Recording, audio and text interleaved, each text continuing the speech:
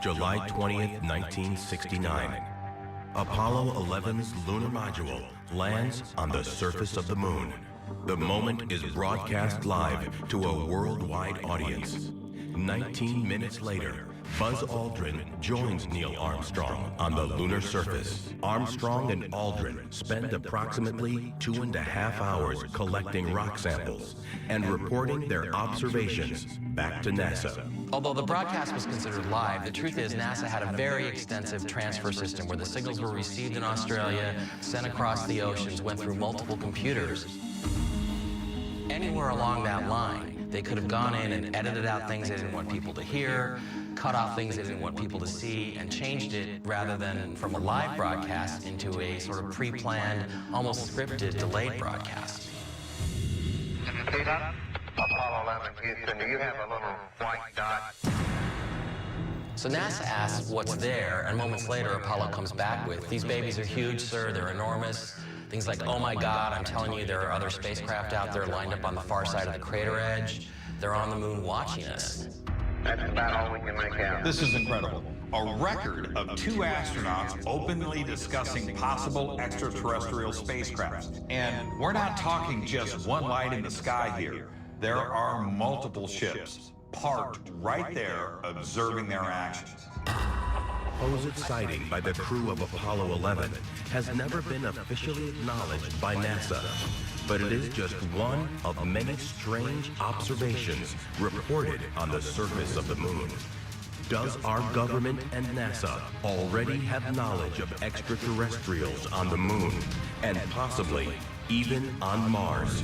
Hundreds of amateur ham radio operators pick up a censored transmission from Apollo 11, reporting the sighting of multiple UFOs on the lunar surface. In 1979, Maurice Jacquelin, former chief of NASA Communications Systems, confirmed that Neil Armstrong had switched over to the medical channel to make that statement.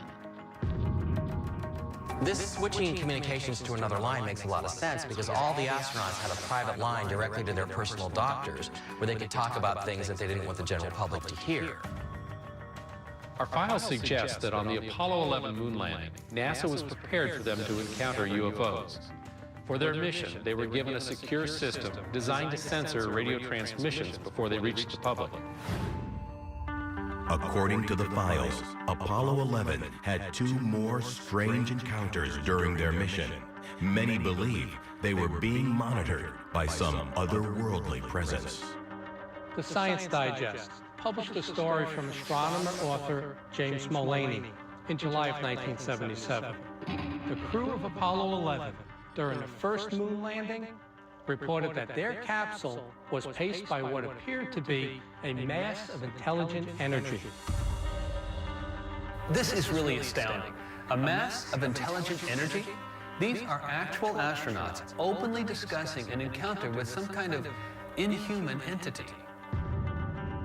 About 4 decades after the Apollo landing, Buzz Aldrin made a statement that 3 days into their voyage to the moon, the crew saw an unidentified object following them. So they called back to NASA and asked if that could possibly be the booster rocket that they had jettisoned 2 days earlier. And the reply from NASA was that the position's not even close. Later in the mission, another unidentified object is observed by Apollo 11's crew. As the Apollo lunar module was descending toward the moon, Buzz Aldrin had a 16-millimeter camera, and he recorded a white kind of shimmering, fast-moving object that seemed to be trailing the lunar module itself. Now, what's interesting is that at the same time in the command module, Michael Collins reported the same phenomenon. Columbia, this is Houston. Go ahead, over. I did see a suspiciously small white object. Go ahead with the coordinates on the small white object. It's right on the southwest rim of a crater. I think they would know it if they were in such a location. It's on the southwest wall of a smaller crater. Astronauts are among the most credible witnesses you could ask for. And here they are, reporting that they're seeing things on the moon. This is testimony that you really have to stop and consider. Between all of the exchanges that occurred between the Apollo 11 astronauts and NASA, it's impossible to conclude anything other than that they encountered UFOs while on the moon. But the unanswered questions still are, what were these UFOs doing up there? And were they monitoring the Apollo 11 mission? This absolutely appears to me that they are watching and monitoring our progress. I can't imagine that the extraterrestrials would be surprised that we would come there at some point. In fact, if you look at the account, they seem to shadow the mission. And then when the Apollo crew lands, they're there. They're in very close proximity. It's also interesting to point out that when Neil and Buzz were landing the lunar module, they didn't even land in the area they were supposed to. They landed in this rocky area, and they almost ran out of fuel by overshooting their intended landing site. This leads me to believe they might have landed in this other area purposely because they were looking for something.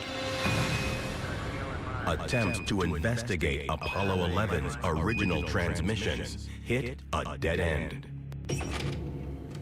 If you're looking for those original tapes of the Apollo 11 moon landing, NASA claims that the original tapes are lost. It's a sad reality that for way too many people, the excuse of losing these priceless tapes is enough. The government knows this, and they count on the public being appeased by the flimsiest of excuses, which is exactly why we need to speak out and keep the pressure on the powers that be. The Apollo 11 mission is obviously of world historical importance, but I also think that it was, in part at least, designed to find out what or who was on the moon. By the way, we've discovered a base on the backside of the moon.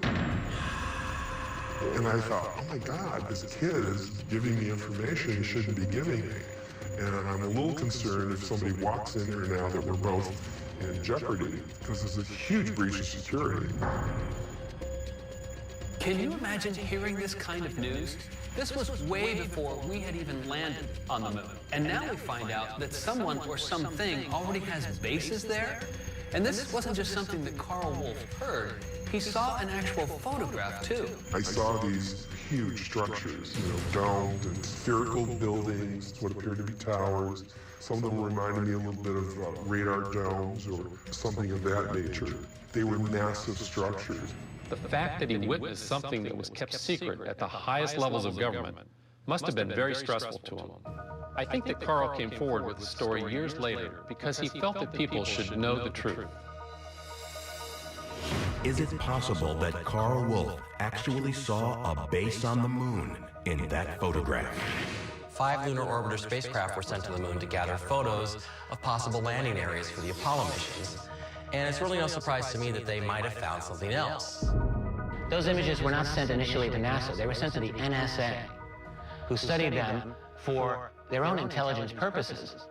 And we have to ask ourselves, why would the NSA be looking at them before NASA, unless they assumed or had reason to wonder if somebody else was on the moon? Some objects on the lunar surface can't be identified as natural geologic formations, as they're of complex organizational and geometrical structure. Richard claims that as of now, different unexplained artifacts have been discovered in 44 regions of the moon.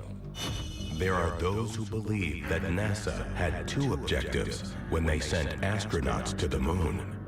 One, the public was aware of, and another, they were not. You got the public version of NASA, which we all know about. And then there's the private version, the secret version. And that appears to be an organization using NASA as a cover, collecting artifacts and any other kind of data relating to other intelligences that may be on the moon. Long before we even landed on the moon, back in 1960, the Army Ballistic Missile Agency developed a program that would establish a military outpost on the moon.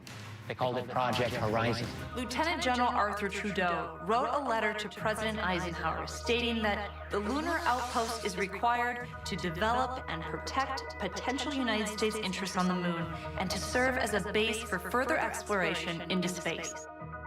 What's the end game? What would be the purpose of building a secret military force on Mars? Well, according to some, the future of humanity might depend on it. Is Mars being colonized to one day replace our own planet? Mars really is the best candidate that we have in the entire solar system for creating another Earth-like world. I think the evidence is pretty overwhelming that Mars at one time was Earth-like.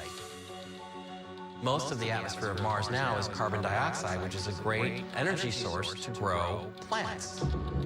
We could actually start to colonize the planet Mars without really having to do anything more than send a bunch of plants up there.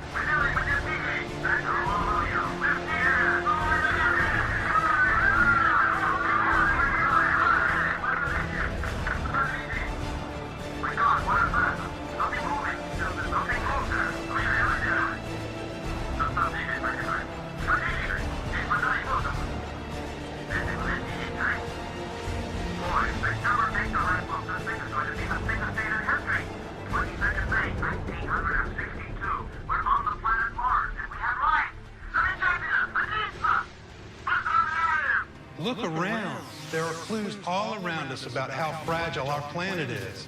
Global warming, rising oceans, rampant wildfires, killer hurricanes, threats of war all across the globe, nuclear meltdowns. Perhaps this secret push into deep space is all in preparation for doomsday. Rocket 1201 alarm. Altitude 1600. Eagle looking great. Okay, we're go. We're go. Think high. We're go.